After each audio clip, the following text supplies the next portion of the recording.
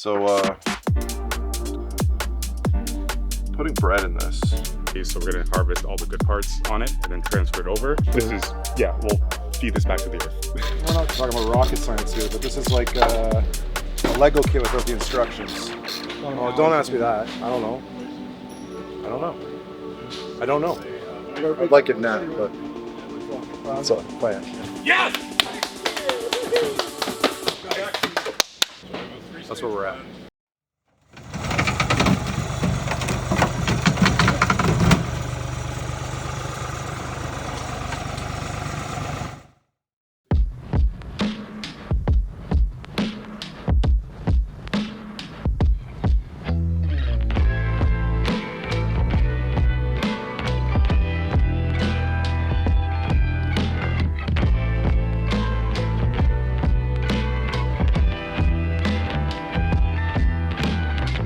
All right, so a little deja vu. We have the car in pieces again. We, as you saw, just did the rebuild and turnover following a pretty busy start to the year. And coming up into the Mid-Ohio race this weekend, we had some testing going on at our home track in Calabogie. And unfortunately, there was an incident on track.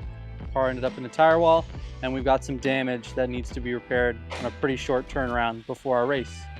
We've got about 5 days. We just made it down here to Ohio. Figured we'd bring the car down here, start the process, since Ligier was already coming down with some parts. Pegram Racing was kind enough to let us use this brand new shop space that they've been building. So shout out to Pegram Racing. Really nice guys, really kind of them to let us use this awesome space where we're getting started. There's a lot of stuff to go through on this car, a few different systems to check, a lot of body work to replace. We're gonna be here for a couple days, and then on the Thursday is load-in day for Mid-Ohio, the race weekend. So we're gonna pack everything up and finish the rebuild process there, where the last of our carbon bodywork is waiting for us. It's gonna be quite the scramble to get all this stuff done, but we got the right guys to get it done, and we're making good progress already. So let's see how things start going.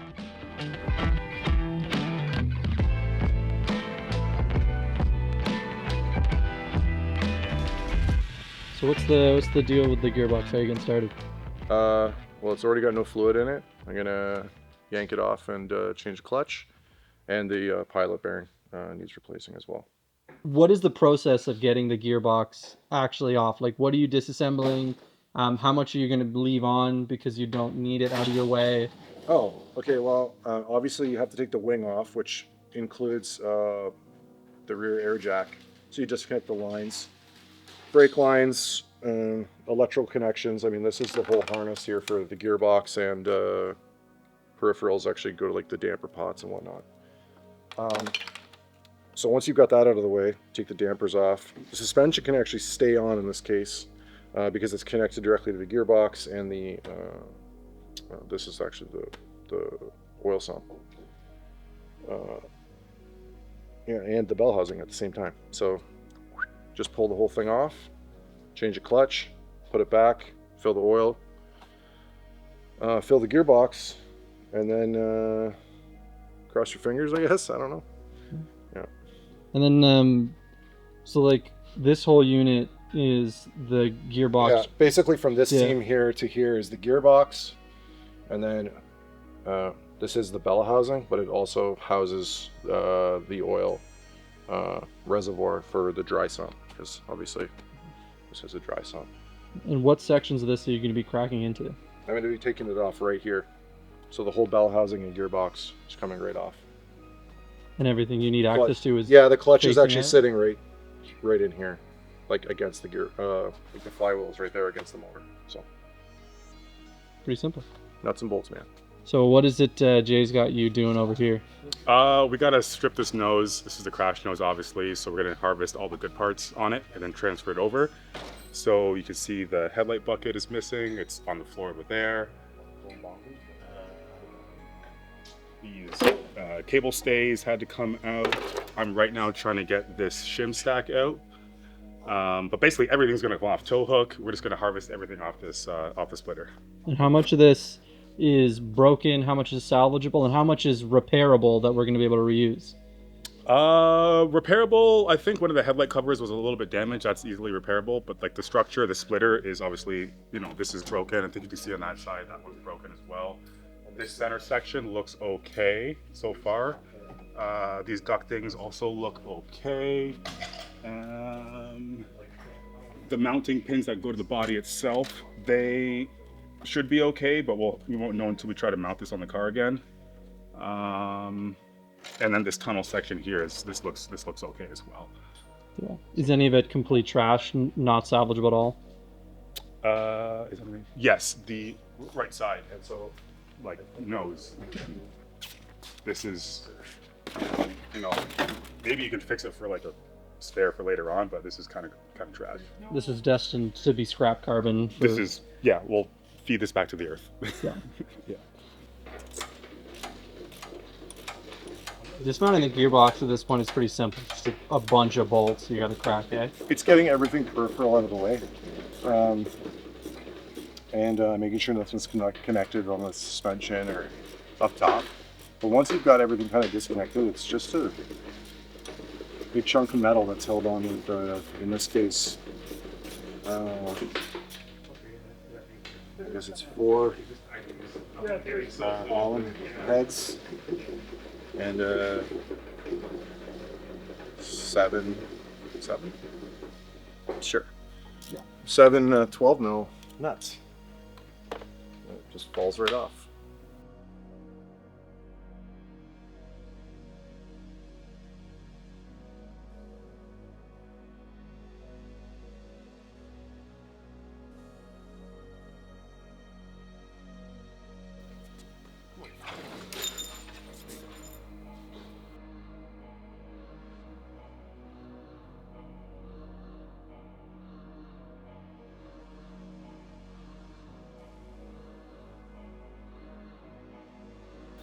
Imagine I run out of bread and then we just have a hole full of bread.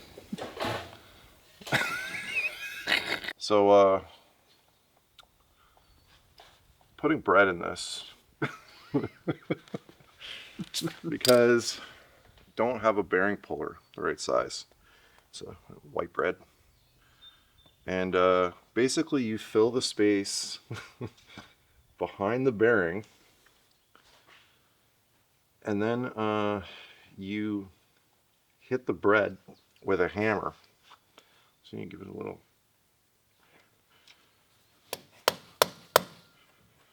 Gotta keep going, more bread.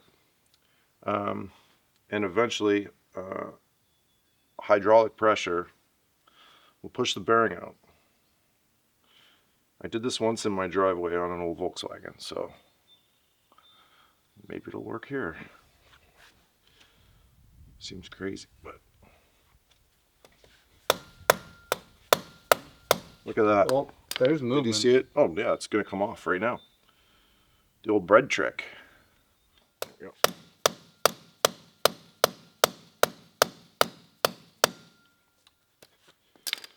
Oh, good thing I have more bread.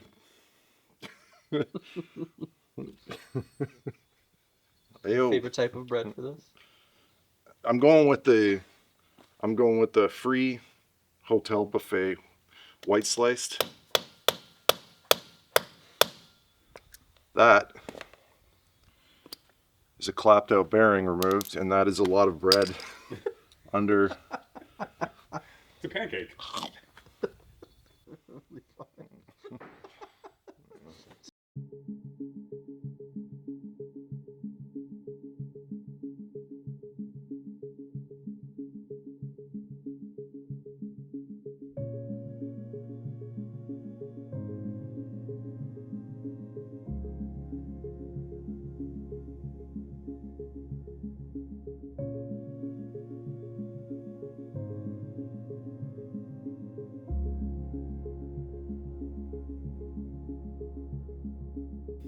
There's no obvious issues. I mean, I drained the fluid before, and it's not like there was like a bunch of shavings on the magnet or something horrible, you know. We got to look inside. Dogs look good, gears look good. Pretty promising though? Yeah, sure. I mean, I'm not at no point yet have I mean, it's more like time panic and not damage panic, if that makes sense. Yeah. So then you're just gonna throw it back inside and Yeah, that's start buttoning up. yeah. Put her back together, and then we don't have everything we need here, and so we're gonna go to the track and do that thing where you don't sleep. So it's going through all the gears. Yeah.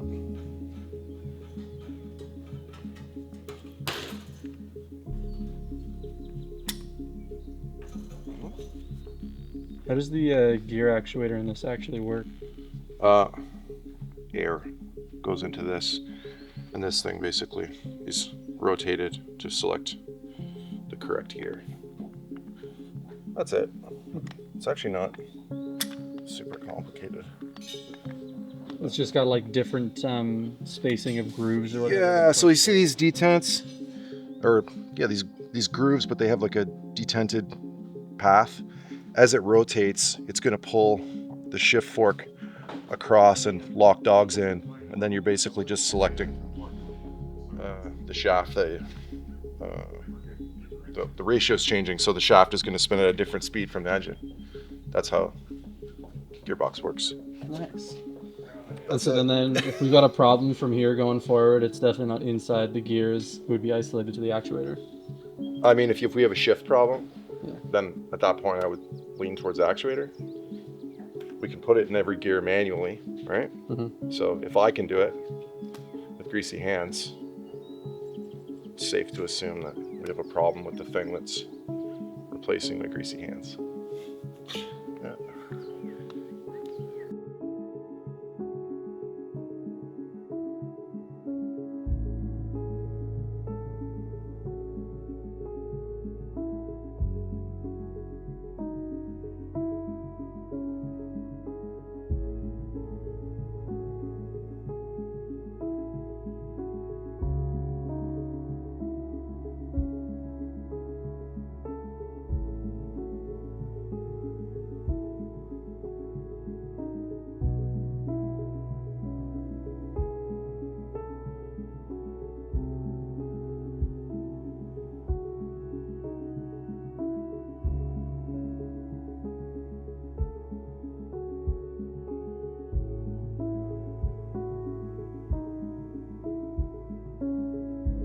Just waiting on bodywork in Mid-Ohio.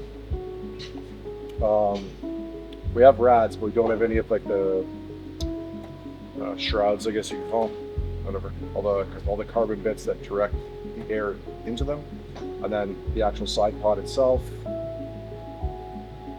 We have the elephant's foot, which is that kind of podium-looking thing with the number plate and the mirror on it. You can see that side, and the engine cover itself. We don't have the engine cover. And once we get all that bolted down, put some fluids in it, run it through the gears, nothing bad happens, put the diffuser on, put the nose on, and do a session. Well, no, let's roll the pad, of course.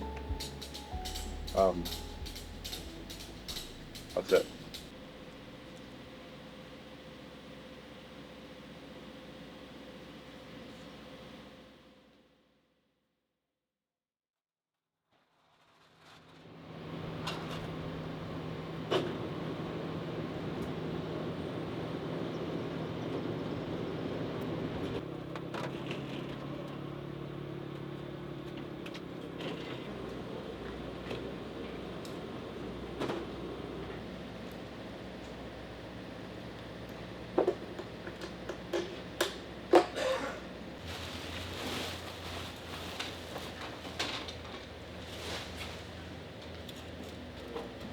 So we're now unloaded at the track. Yeah. Seems like we got all the parts we need. What's left to do on this car before our first session? Well, quite a bit of little things, and obviously one big thing is all the carbon work, including the duct work and the rads on this side of the car. So what's interesting is because it was so crunched, the way we took it off was not the way it goes back on. So we're not talking about rocket science here, but this is like Lego kit without the instructions for me right now. I mean, I could probably just go to my laptop and figure it out, but let's have some fun with it. What's the timeline looking on this? Like how many Oh, don't ask me that. I don't know.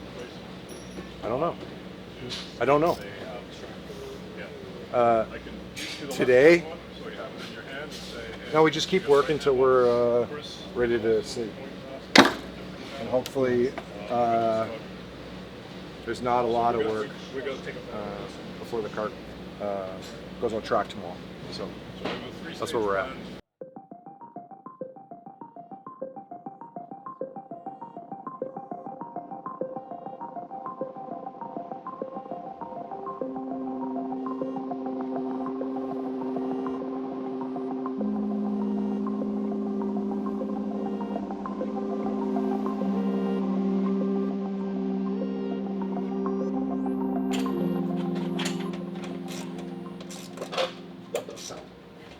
Is it time?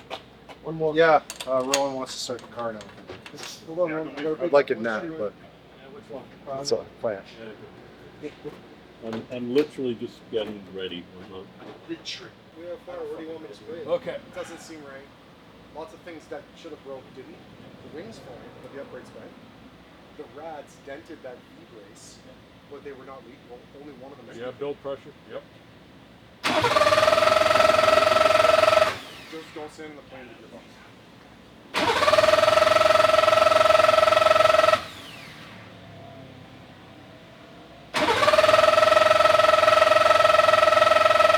Thank you. It was a long wait. It's okay. I saw it creeping. Yeah. It How's was. the oil pressure? It was just starting to come up. It's okay. Keep going. There we are. Yep.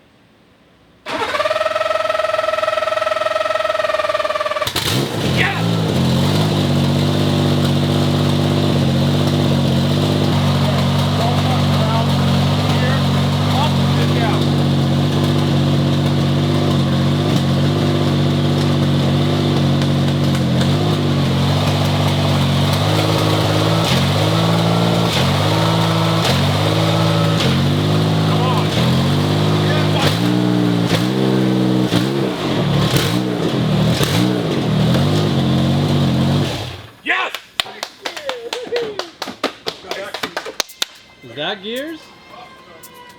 All gears. Rowan, man, please have a coffee. Thank you.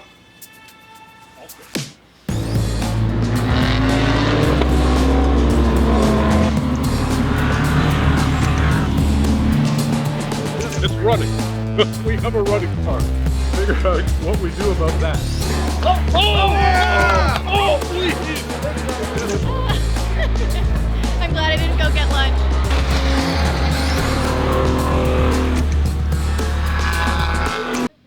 It's been a morning. It has. One that makes no sense.